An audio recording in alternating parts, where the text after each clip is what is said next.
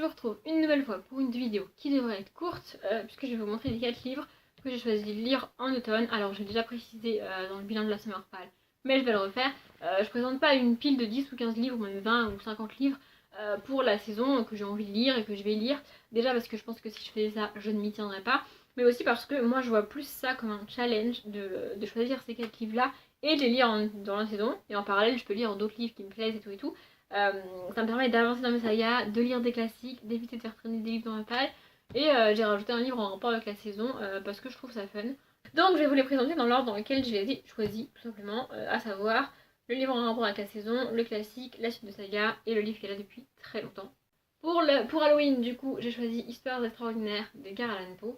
Celui-ci, ça fait un moment qu'il est là, mais comme je voulais le garder pour Halloween et que je l'ai pas eu l'année dernière, bah il est toujours là. Hein, voilà, on a une préface de Charles, enfin, on a une traduction, c'est traduit par Charles Baudelaire, et on a une préface de Charles Baudelaire aussi, je crois, et une bibliographie que je ne lirai pas. Hein, je lis pas les préfaces qui sont pas écrites par l'auteur parce que je vois pas l'intérêt. Voilà, je ne lirai pas non plus la bibliographie. C'est un recueil de nouvelles. Du coup, je pense que je ferai un peu comme une espèce de calendrier de l'Avent, ça c'est le mot. Et je lirai une nouvelle par jour. On a 13 nouvelles, comme par hasard évidemment.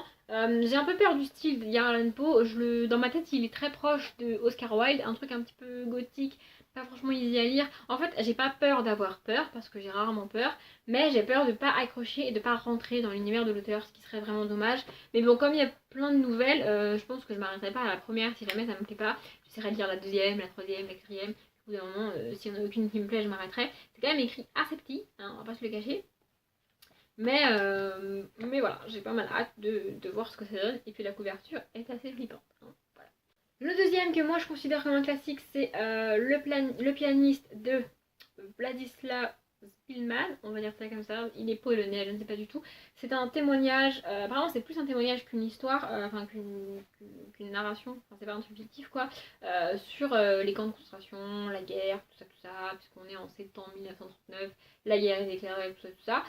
Donc ça n'a pas l'air easy à lire. C'est rare que je lise des livres sur la guerre, encore plus sur la Seconde Guerre mondiale, parce que je l'ai déjà dit, j'en ai bouffé au lycée et j'en ai ras le cul. En fait, je connais cette histoire par cœur, ça me fatigue. Je sais que c'est important pour la mémoire, de s'en rappeler, pour pas recommencer, tout ça.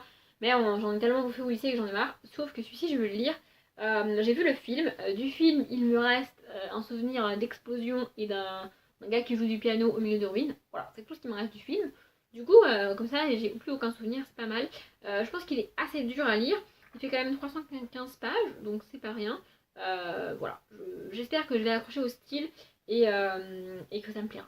Ensuite, pour la suite de saga, j'ai choisi Rogue, le tome 11 des Gardiens de l'éternité. Au moment où je tourne la vidéo, je suis en train de lire le tome 10. Du coup, voilà, en fait, j'ai pris un peu de retard depuis quelques mois maintenant. Je lisais chaque début de mois, en général la première semaine du mois, un tome de cette saga-là. Sauf qu'au mois d'août, j'ai un peu repoussé et puis j'ai fini par le lire fin août. Du coup, je me suis dit que je lirais celui-ci sûrement fin septembre, début octobre. Et du coup, on serait déjà en automne. Donc autant le mettre ensuite de saga. Voilà, je pense que je vais aimer. Ça se lit toujours bien, toujours rapidement. C'est pas l'histoire du siècle, c'est un peu répétitif au niveau du vampire qui rencontre une jeune fille, qui tombe amoureux, qui doit la sauver, mais la jeune fille elle veut pas qu'il le sauve parce qu'elle est aussi forte, parce qu'elle a pas besoin de lui, parce que blablabla. Mais voilà, j'aime bien ce côté femme forte qui tombe amoureuse du vampire, mais qui refuse qu'il la sauve. Hein, voilà, et qui décide tout pour elle. C'est assez fun de voir un vampire se faire mener par le bout du nez, hein, j'avoue, j'aime bien. Du coup, voilà, celui-ci m'a l'air plus épais que les autres, c'est bizarre, il faut presque 500 pages. Mais ça a l'air cool. Et enfin, le dernier, c'est Et soudain tout change de Gilles Le Gardinier. Alors lui, en fait, il est dans ma palle depuis moins longtemps que le Edgar Allan Poe et le pianiste, parce que je dis pas le nom de l'auteur, j'arrive pas. Mais il est quand même là depuis très longtemps, je pense pas loin de 2 ans. Hein. Donc même si j'ai du mal avec les Gilles Les Gardiniers, même si j'ai du mal avec la chiclite et les trucs légers que je trouve généralement trop légers, il est là. Donc je vais quand même essayer de le lire. Je sais qu'il y a des gens qui sortent des livres de leur palle sans même avoir essayé de les lire parce qu'ils n'ont plus envie de les lire.